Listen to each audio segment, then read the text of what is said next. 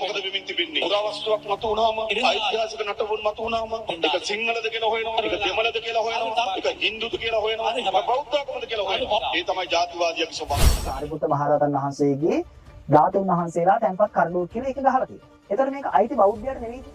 ඒතර ඒක බෞද්ධ පුරාවිද්‍යාත්මක වටිනාකමෙන් යුක්ත වස්තුවක්. දැන් මේ අනුර කුමාර කියන විදිහට එහෙම කිව්වොත් ඒක ජාතිවාද. අනුර කුමාර දිසානායක මහත්මයාට ඕනේ මොකක් කරන්නද? බෞද්ධ පුරාවිද්‍යාත්මක වටිනාකම යුක්ත වස්තු උතුරු නැගෙනහිර නෑ කියලා ඔප්පු කරලා පෙන්වන්න ඕන. ඒවා කුඹුරු වැඩ කරන්න, ඒවා හින්දු සංස්කෘතියක් නිර්මාණය කරන්න, දායකුණු දේවල් බවට පත් කරන්න. මම නැගෙනහිර සහ උතුරේ සංචාරය කළ තියෙන නිසා මම දැකලා තියෙනවා රක්ෂිත වනාන්තර ඇතුළට ගිහිල්ලා අපේ පුරාවිද්‍යාව වටිනාකම යුක්ත දාගප හාරල හිටින් ඉඩම් වස්තු හොරකම් කරලා තියෙනවා. ඒ වගේම තමයි කුපුරවල තියෙන විවිධාකාරයේ කුපුරා ද්‍රව්‍ය දාලා ඒ පුරාවිද්‍යාව වටිනාකම යුක්ත භූමිය ඇතුළේ තියෙනා ඌ දේවල් සොරා ගන්න. මැෂින් දාලා හාරලා තියෙනවා. يعني JCB අරන් ගිහලා හාරලා තියෙනවා. වැව් පිටණි හාරනවා. මේ බෞද්ධකමට සිංහලකමට වෛර කරන අනුකුමාර දිසානායකට ඕන කොටි ඩයස්පෝරාව සතුව තියෙන මුදල් ලංකාවට ගෙනහැල්ලා ඒ නැත තමන් කැමැති වන්නා වූ ඊළාම් රාජ්‍ය ඒ ඩයස්පෝරාවට ලබා දීලා ඒ සල්ලි මතින් තමන්ගේ බලය තව කාලයක් පවත්වා ගන්න.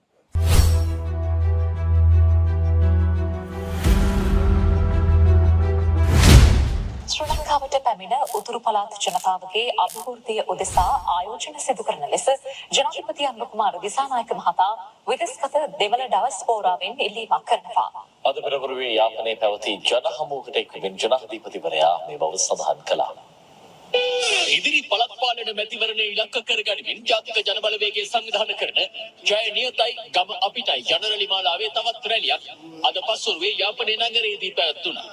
ඒ ජාතික ජනබලවේගයේ නායක ජනාධිපති අනුර කුමාර දිසානායක මහතාගේ ප්‍රධානත්වයෙන් අපි ආණ්ඩුවක් ලෙස කිසි විටක කිසිදු පළාතක ජනතාවගේ අයිතිවාසිකම් උදුරගන්න, උරුමයන් උදුරගන්න කිසිසේත්ම කටයුතු කරන්නේ නැහැ. මේ රටේ කොතනක පුරාවස්තුවක් හම්බුණා, මේ රටේ කොතනක ඓතිහාසික නටබුන් හම්බුණා, ඒ පුරාවස්තුව දිහා අපි බලන්න ඕන. ඒ ඓතිහාසික නටබුන් දිහා බලන්න ඕන. ඒක අපේ රටේම උරුමයක්. හැබැයි අද මොකද වෙමින් තිබෙන්නේ? පුරාවස්තුවක් මතු වුණාම, ඓතිහාසික නටබුන් මතු වුණාම ඒක සිංහලද කියලා හොයනවා, ඒක දෙමළද කියලා හොයනවා, ඒක හින්දුද කියලා හොයනවා, ඒක බෞද්ධකමද කියලා හොයනවා. ඒ තමයි ජාතිවාදියාගේ ස්වභාවය. එම ජාතිවාදය කේන්ද්‍ර කරගෙන යලි අපේ රටේ ගැටුම් හදන්න උත්සාහ කරනවා. මම ඔබට එකක් කියන්නම්. මොන වේශයෙන්, මොන ආකාරයෙන් යලි ජාතිවාදය නැගිටින්න උත්සාහ කරොත් ඒ පරාජයට පත් කරන්න ජාතික ජනබලවේගයේ ආණ්ඩුව ගත හැකි හැම පියවරක්ම ගන්න බව මම තමුන්වහන්සේලාට කියනවා. ඒ වගේම අපි දන්නවා විශේෂයෙන් 1983 ඉඳන් විශාල දෙමළ ජනතාවක් මේ රට අත්හැරලා ගියා. අද ලෝක විශාල ව්‍යාපාරිකයන් බවට පත් වෙලා තිබෙනවා. විශාල ධනයක් ගෙන අය බවට පත් වී තිබෙනවා. මම මේ සියලු දෙමළ ඩයස්පෝරාවට ආරාධනා කරනවා. ඔබගේ ඥාතීන් ඉන්න බිම,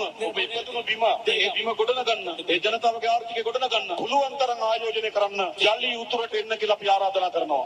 යලි ලංකාවට එන්න කියලා අපි ආරාධනා කරනවා. මේ ලංකාවේ වත්මන් ජනාධිපති අනුර කුමාර දිසානායක මහත්මයා මොහු සඳහන් කරනවා රටේ කොතැනක ඓතිහාසික පුරාවිද්‍යාත්මක වටිනාකමෙන් යුක්ත දෙයක් හම්බුනොත් ඒක අයිති මුළු රටටම කියලා.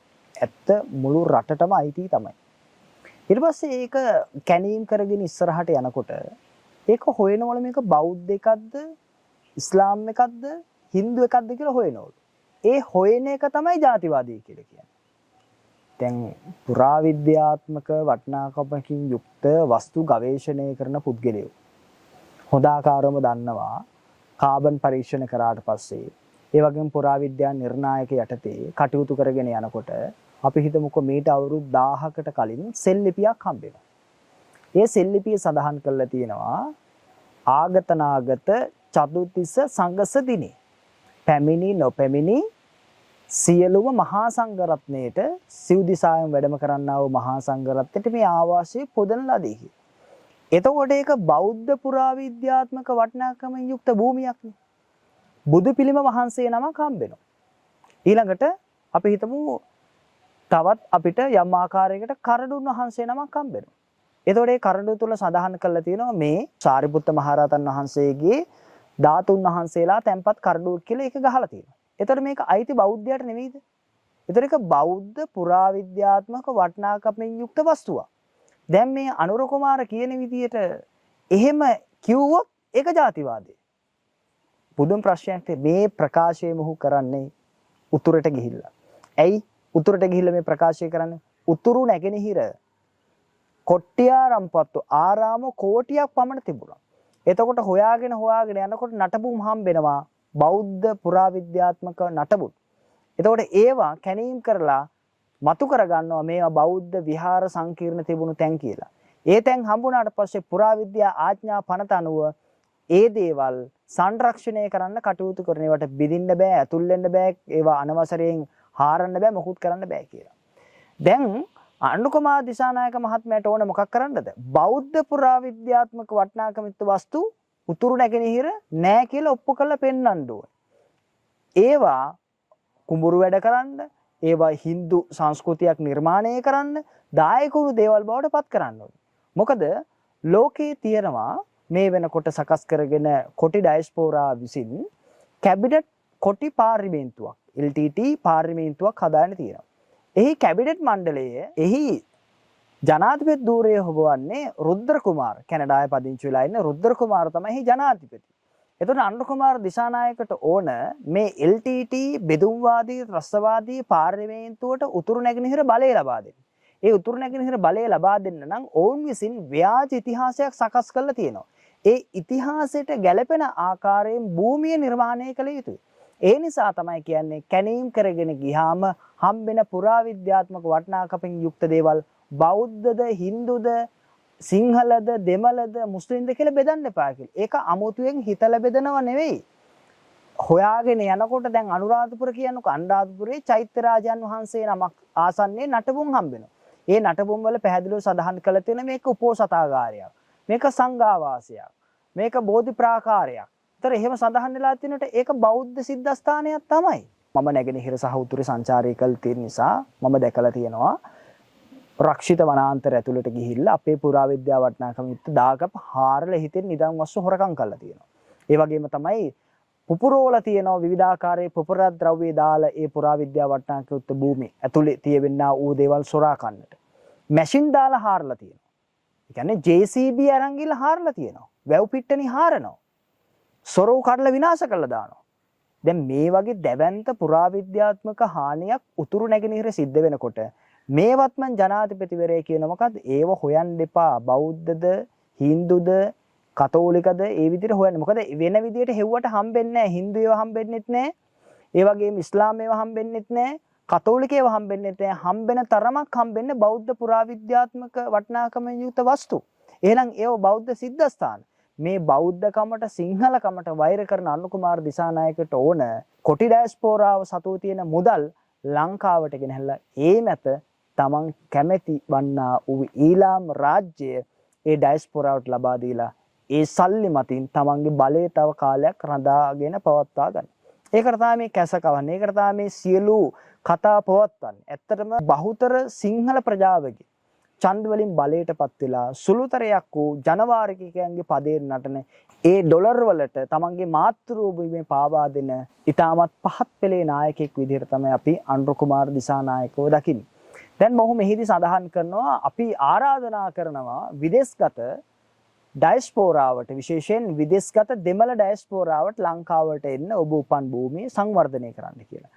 විදේශගත දෙමළ ප්‍රජාව කියන්නේ ලංකාවෙන් බැහැරට ගියා වූ දෙමළ ප්‍රජාව ලංකාවට පැමිණීම පිළිබඳව ලංකාව සංවර්ධනය කිරීම ගැන හිතීම පිළිබඳව අපිටත් තියෙන ප්‍රශංසාවක්. අපිට ඒක පිළිබඳව කිසිම ආකාරයකට දුර්වල කිරීමක් ඕනේ. අපේ රට මුදල් ආයෝජන ඇවිල්ලා අපේ රට සංවර්ධනය වෙනවා නම් අපි හරි කැමතියි.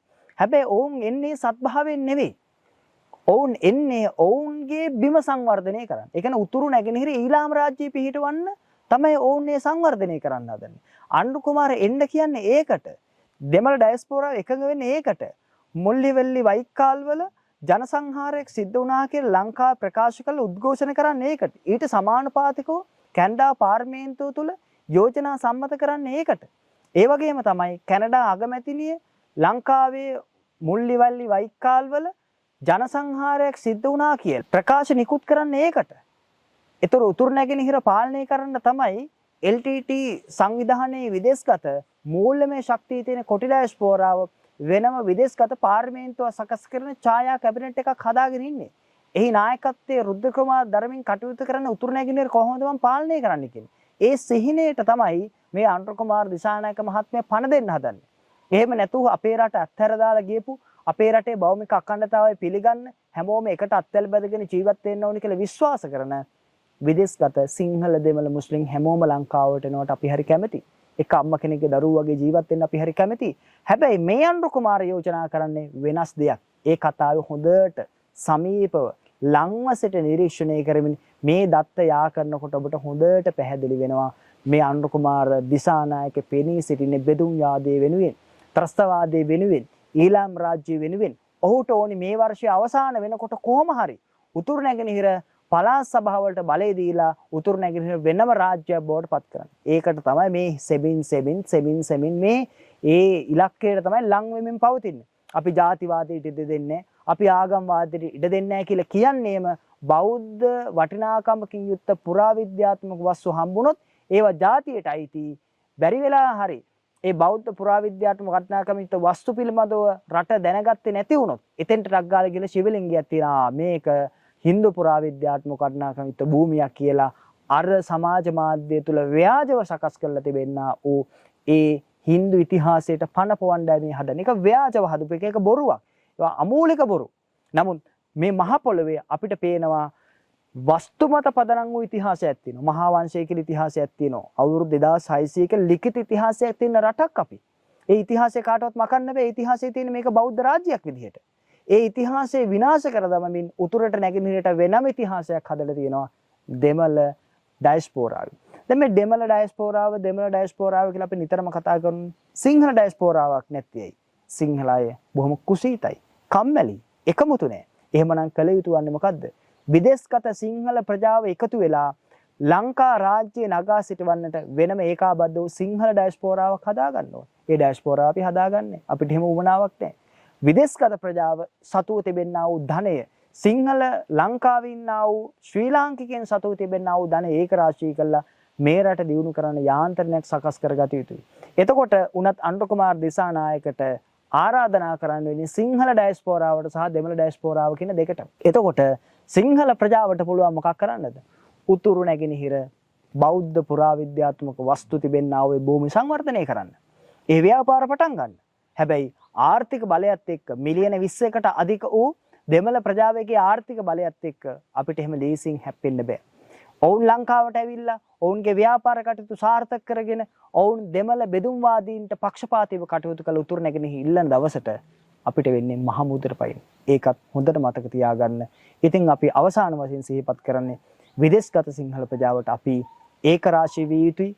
ලාංකීය සිංහල ප්‍රජාවටත් අපි කියන්නේ අපි ඒක රාශී යුතුයි. මේ වෙන්න නියමිත අනතුර විශ්ලේෂණය කළා ඒ අනතුරෙන් මිදෙන්නට අවශ්‍ය සියලු කටයුතු අප විසින් සූදානම් කරගත යුතුයි. ඒ සඳහා සියලු දෙනාටම අපත් සමග එකතු වෙන්න කියලා අපි ආරාධනා කරනවා. හැමෝටම තෙරුවන් සරණයි.